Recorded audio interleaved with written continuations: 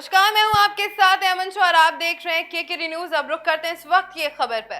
खबर देवरिया से है। बसपा ने देवरिया से 341 विधानसभा सलेमपुर से गठबंधन प्रत्याशी को बदलकर मनदीप प्रसाद सलेमपुर से अपना नया प्रत्याशी घोषित किया है। जी हां, बता दें कि मनदीप प्रसाद आज अपना नामांकन पत्र दाखिल करेंगे, जिसके लिए उनका काफिला सलेमपुर रेलवे स्टेशन से देवरिया के लिए निकल चुका है।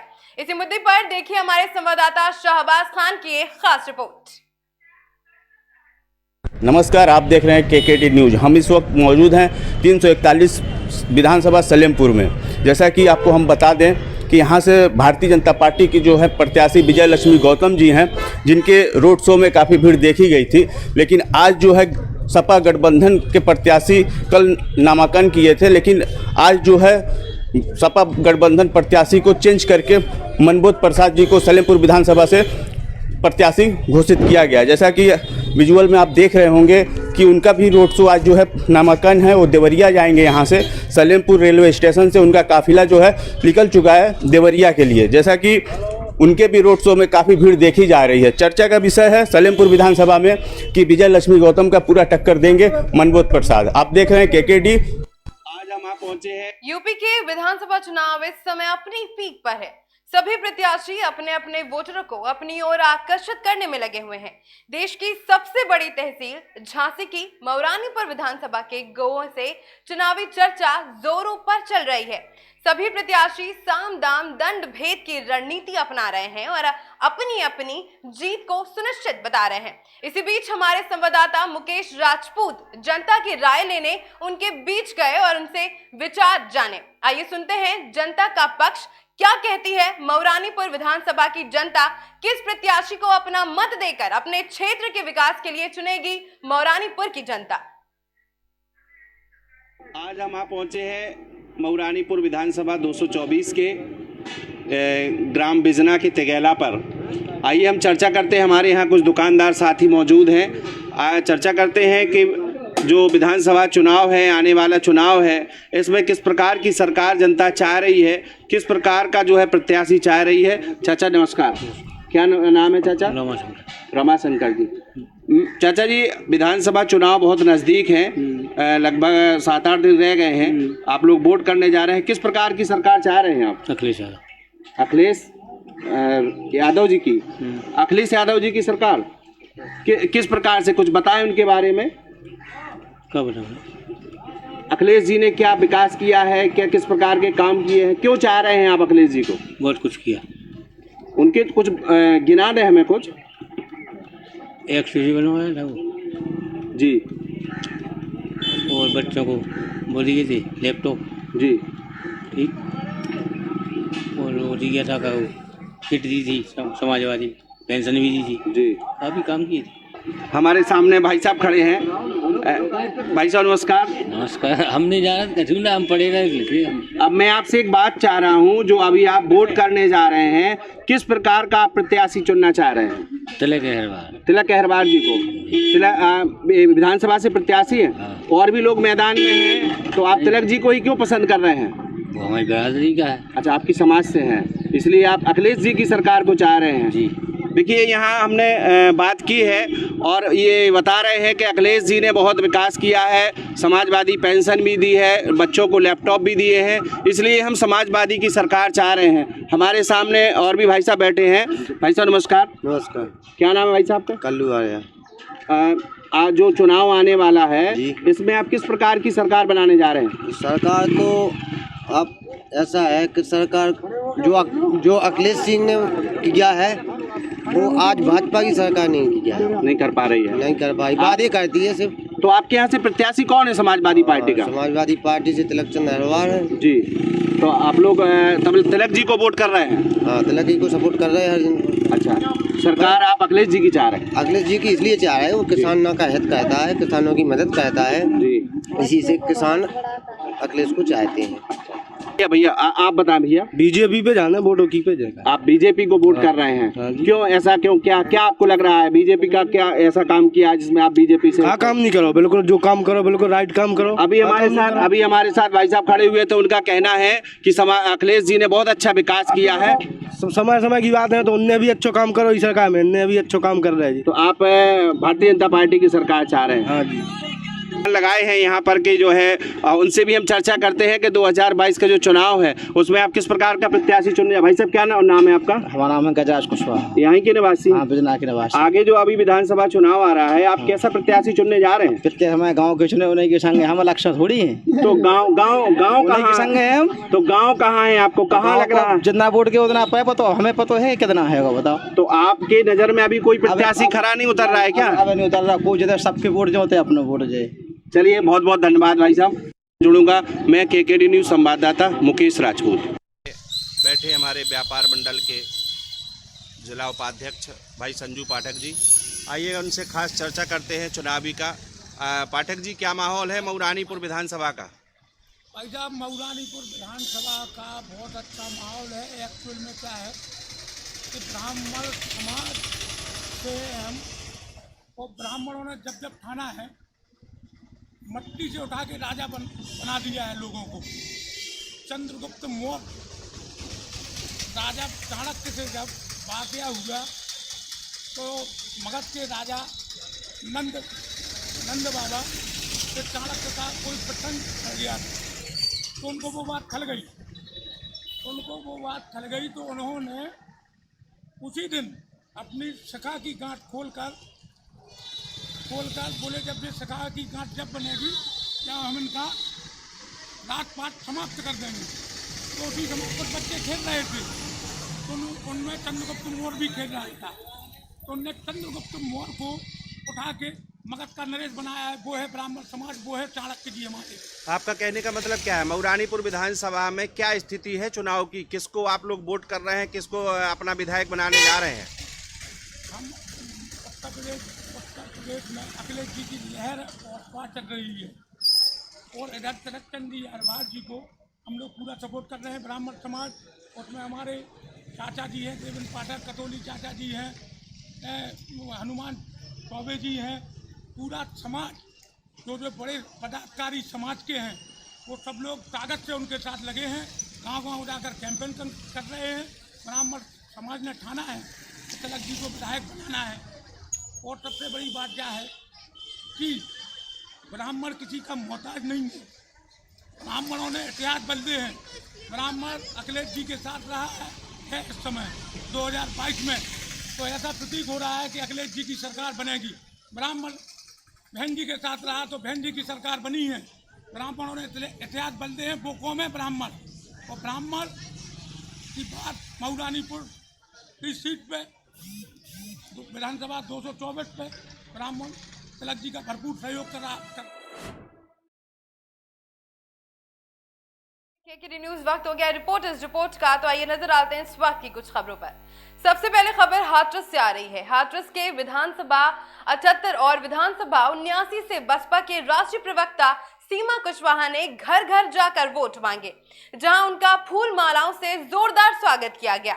उन्होंने जनता से आग्रह किया कि विधानसभा 69 से प्रत्याशी डॉक्टर अवनीश शर्मा और विधानसभा 78 से प्रत्याशी संजीव काका को भारी मतों से विजय बनाए। बता दें कि सीमा कुशवाहा वोल गंडी कांड और निर्भया हत्याकांड की वकील भी रही हैं।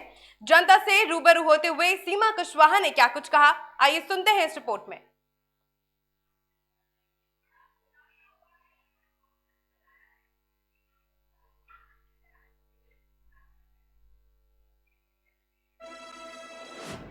अंबेडकर नगर में आज जहां सबसे ज्यादा राष्ट्रीय पार्टी के प्रत्याशियों ने अपना नामांकन दाखिल कराया, वहीं कई क्षेत्रीय पार्टी ने भी अपना नामांकन पत्र दाखिल कराया। आपको बता दें कि सबसे ज्यादा नामांकन पत्र दाखिल कराने वालों में कांग्रेस में 4 प्रत्याशी और बसपा का 1 प्रत्याशी शामिल रहा। वहीं भीम आर्मी का 1 और 1 आई टीम का 1 अंडा के प्रत्याशी इरफान पठान ने अपना नामांकन पत्र दाखिल किया। आपको बता दें कि कांग्रेस के प्रत्याशी सत्यवदा पासवान ने आलापुर सीट से अपना नामांकन पत्र दाखिल किया है। वहीं अकबरपुर सदर सीट से प्रियंका जायसवाल, कटेरी विधानसभा से निशांत फातिमा और टांडा विधानसभा से सैयद मिराजुद्दीन किछौछा वासी ने अपना नामांकन पत्र दाखिल किया है। ये लिस्ट यहीं थमी नहीं, आपको बता दें कि कटेरी विधानसभा से बसपा के सबसे युवा प्रत्याशी प्रतीक पांडे ने भी अपना नामांकन पत्र दाखिल किया है। इस दौरान इन नेताओं ने क्या कुछ कहा, आइए देखते हैं इस रिपोर्ट में। टांडा विधानसभा से आज नामांकन करके आ रहे हैं, तो आपके पार्टी के इशू क्या उसके बारे में? देखिए, हमारे पार्टी के इशू एक तो बहुत सुकून से पब्लिक रहे, जनमानस में अमन रहे, सुकून हो। और ये जो आजकल हुआ पूरा किसान परेशान है, खेतों में किसान का एक दाना नहीं हो रहा है, भ्रष्टाचार बढ़ गया है। जो भी कांग्रेस ने 70 साल में बनाया है वो बिक रहा है सब कुछ। तो यही सब मुद्दे हमारे रहेंगे। महंगाई चरम सीमा पे है, सबसे बड़ा मुद्दा ये रहेगा। ठंडवासी की वोटिंग में भुट्टा जानवर मुद्दा बनेगी, बहुत बड़ा मुद्दा है। ये तो हर आदमी परेशान है, रात रात भर लोग ठंडक में खेतों में सोए क्योंकि उनका एक दाना नहीं बचने वाला है।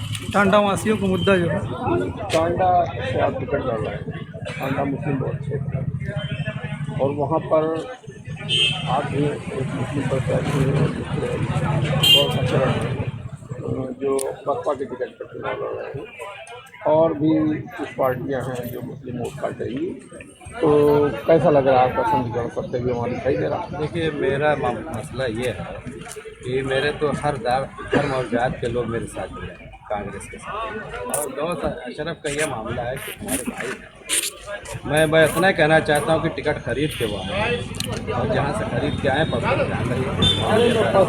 पर्सनली मैं उनकी बात नहीं कर रहा हूँ, मैं ये कह रहा हूँ कि मुस्लिम पर क्या असर पड़ेगा। और मुस्लिम पर देखिए, मुसलमान तो अब ऐसे मामलात हो चुके हैं, समाजवादी और बीएसपी को देते देते परेशान हो चुकी है।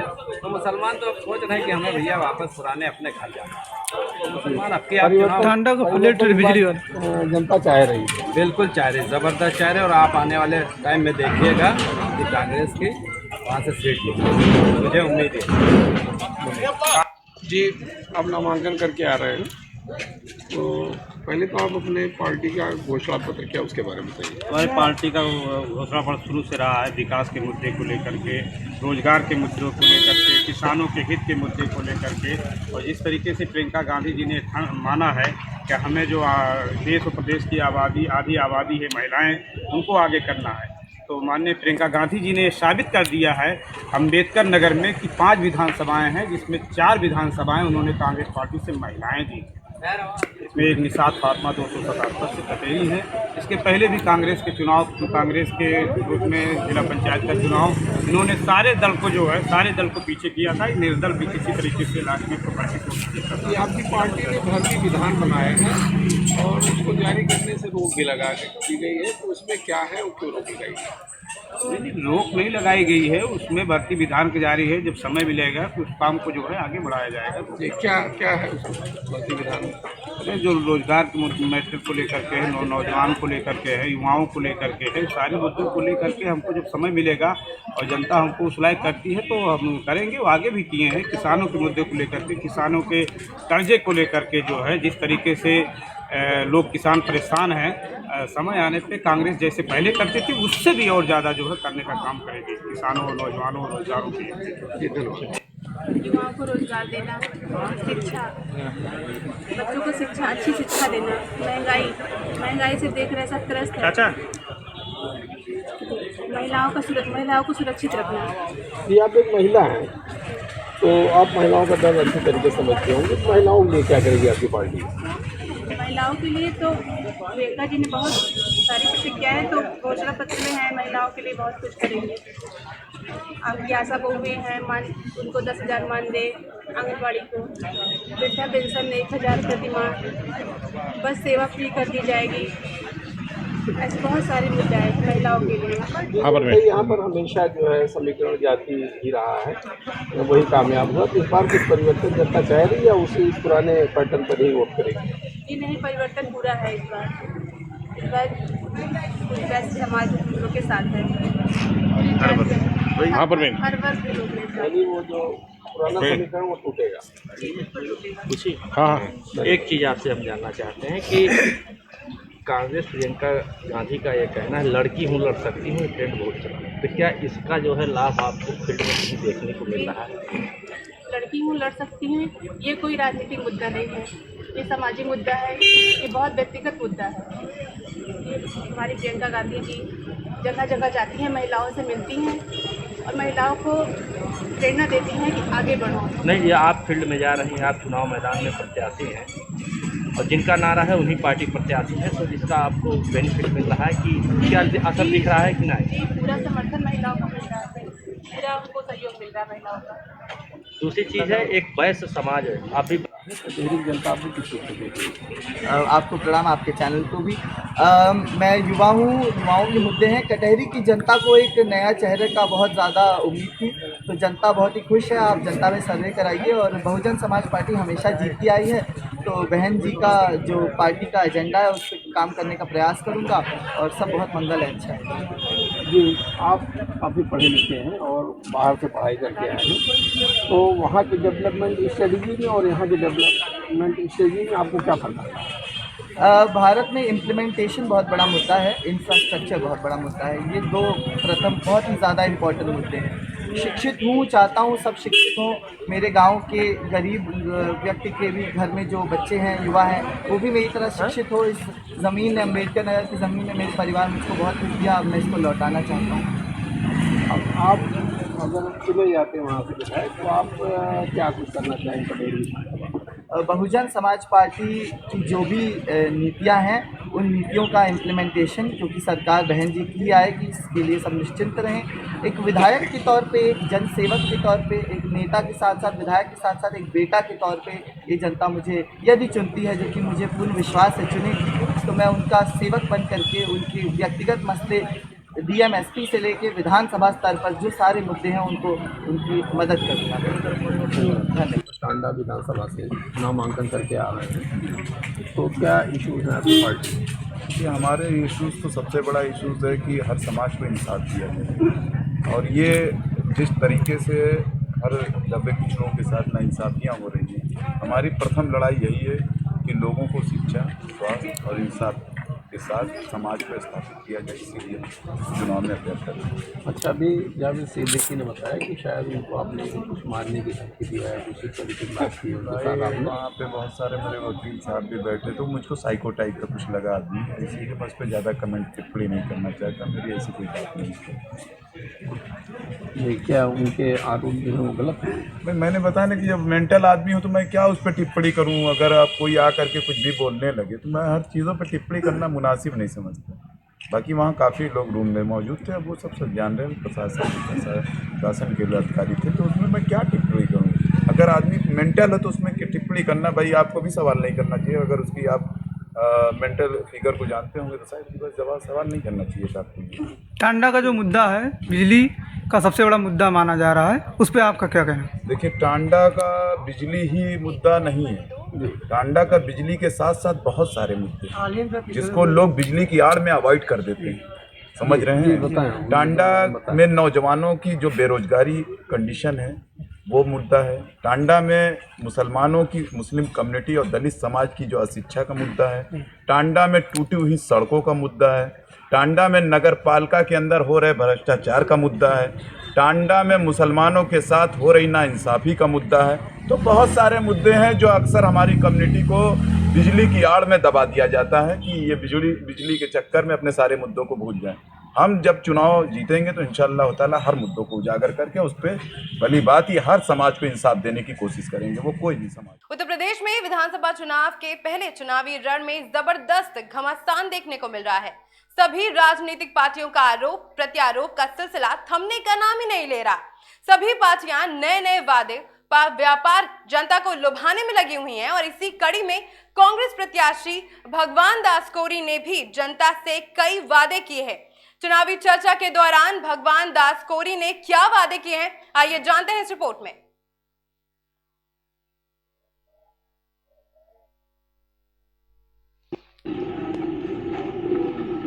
आप विधायक जी ये बताइए, आप जो है मैदान में हैं, आप कांग्रेस के प्रत्याशी हैं और जिलाध्यक्ष भी हैं, आप किन मुद्दों को लेकर के चुनाव मैदान में हैं?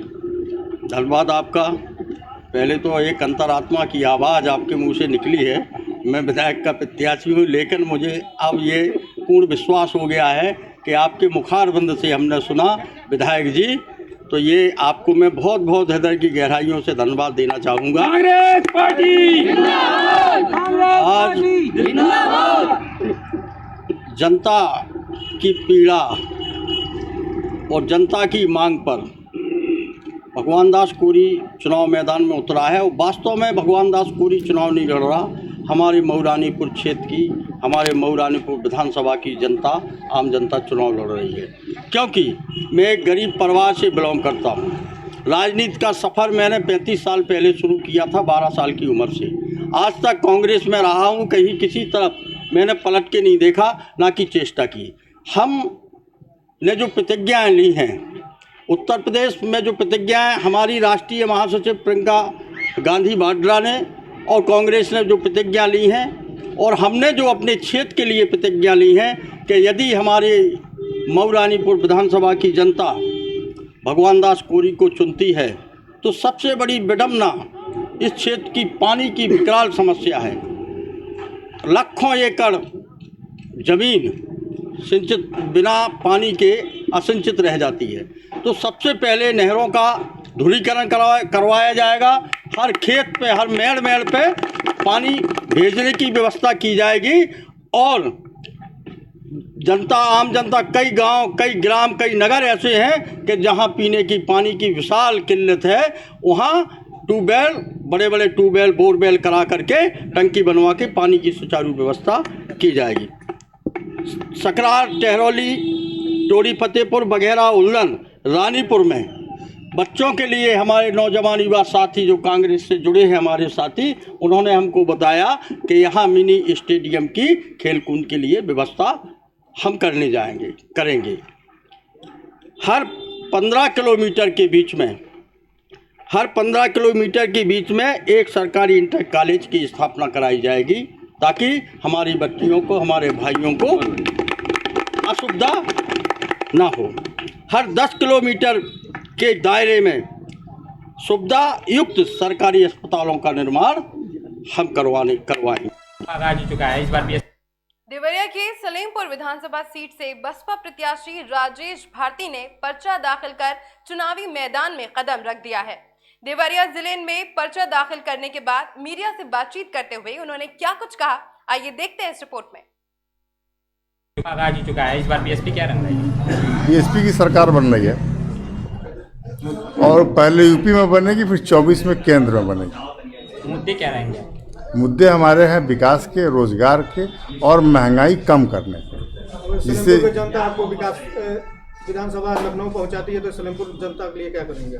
सलेमपुर जनता के लिए पहले तो वहाँ के लोगों को एक केंद्रीय स्तर पर रोजगार मुहैया कराया जाएगा और सारी जगह जहाँ सड़कें नहीं पहुँच पाई हैं, कुछ विशेष वर्ग के यहाँ तक, वहाँ तक सड़कें पहुँचाई जाएंगी, ताकि वो आ जा सके आराम से और पानी के कीचड़ में न फंसे।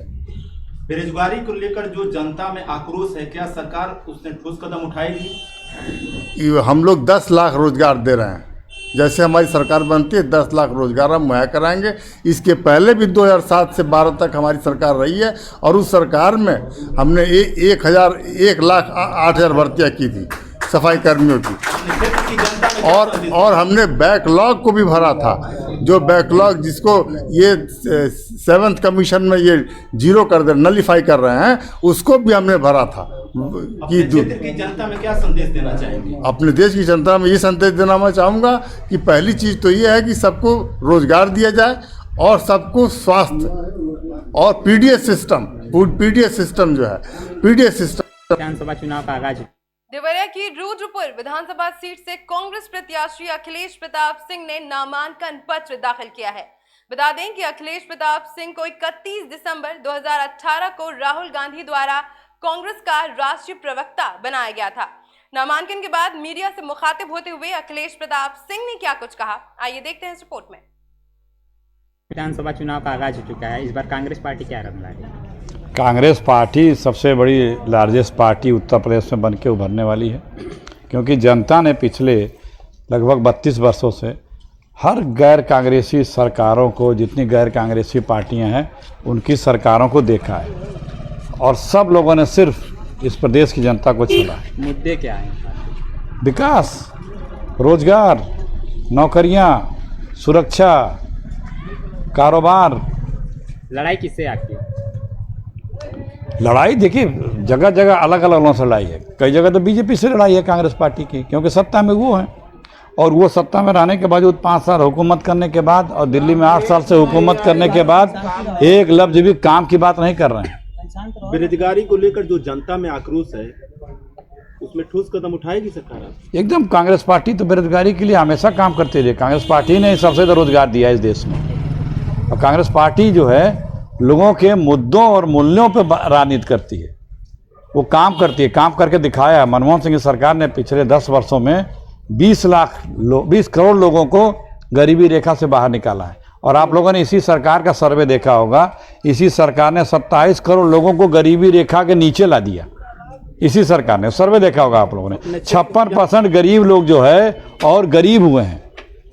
पढ़ाना बाराबंकी के हैदरगढ़ में सपा प्रत्याशी ने डोर टू डोर जाकर जनता से अखिलेश यादव को मुख्यमंत्री बनाने की अपील की है। इस दौरान गांव वालों ने उनका जोरदार स्वागत किया। विधानसभा क्षेत्र से समाजवादी पार्टी के प्रत्याशी रामगन रावत आज सुबह से ही डोर टू डोर जाकर दर्जन भर गांव का भ्रमण कर अखिलेश यादव के लिए वोट मांग रहे हैं।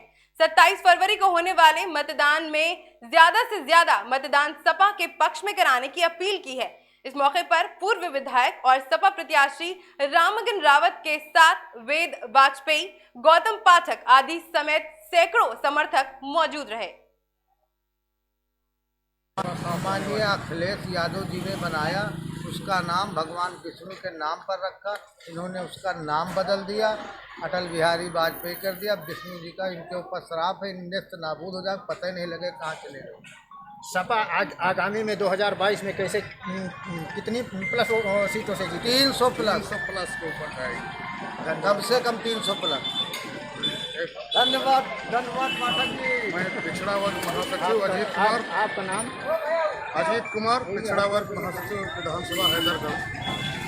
इस सरकार आप जो है 2022 का इलेक्शन लड़ रहे हैं, आप प्रत्याशी के साथ में हैं, तो आप प्रत्याशी के साथ में रह करके जनता का रुख कैसे क्या देख रहे हैं? जनता पूरी तरीके से मन बना चुकी है। वो माननीय राष्ट्रीय अध्यक्ष अखिलेश यादव जी को मुख्यमंत्री पुनः देखना चाहती है और हैदरगढ़ से राममगन जुझारू और जनता के बीच जाने वाले सुख दुख में राममगन जी को विधायक अपना बनाना चाहती है।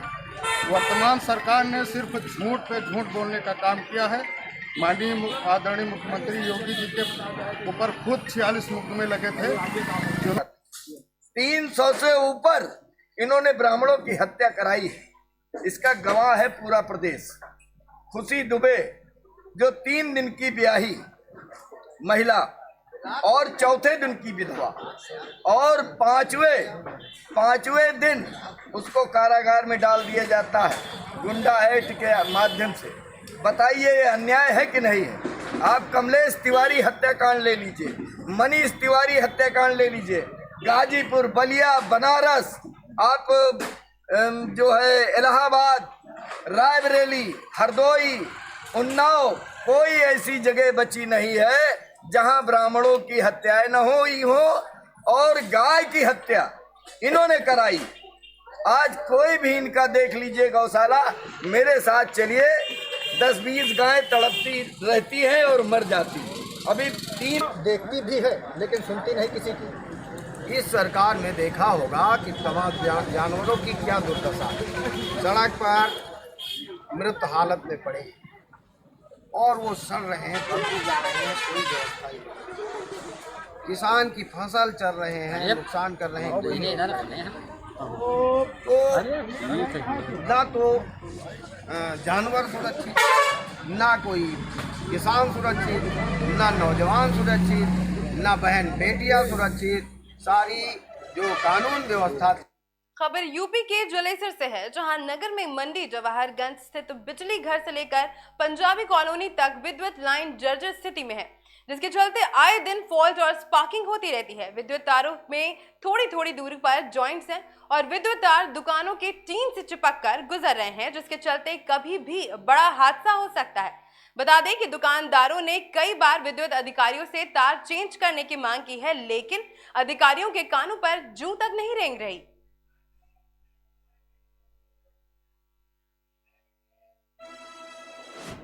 इन खबरों के साथ फिलहाल बस इतना ही। देश और दुनिया की तमाम खबरों के लिए बने रहें हमारे साथ और देखते रहें खबरों की दुनिया।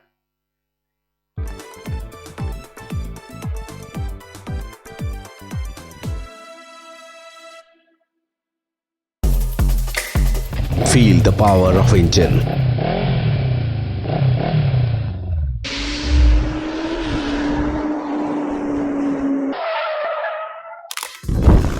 Macco lubricant, ready to dry.